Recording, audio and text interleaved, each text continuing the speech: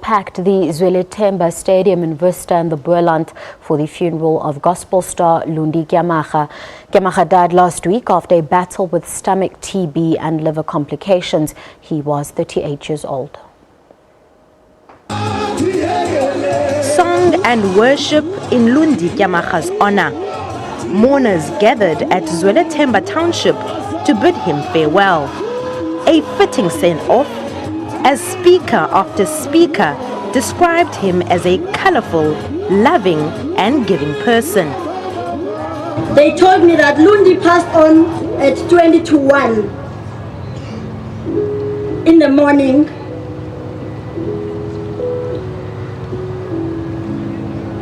That was the very, very traumatic moment for me because I was alone. Imagine 1 o'clock, everyone is sleeping.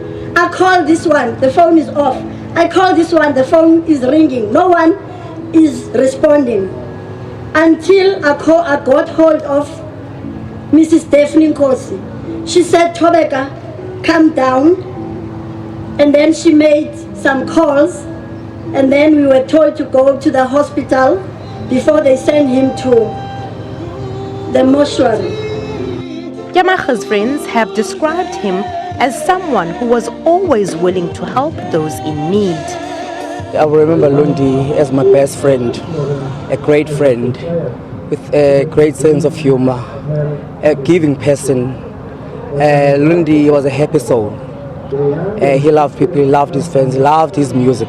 Rebecca Malope took Tyamara under her wing and nurtured his talent before he went solo.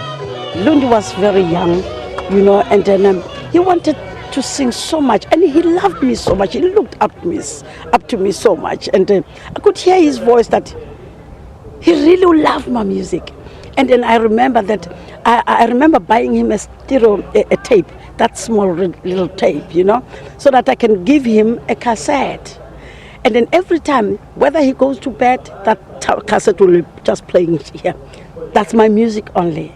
And then I stayed with Lundi at home in my house almost a year, like my son.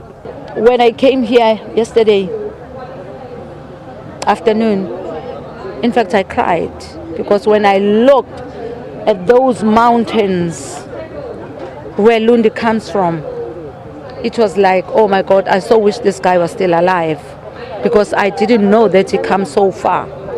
But because if you have a talent, God takes you everywhere. Lundi leaves behind 2 children and his siblings.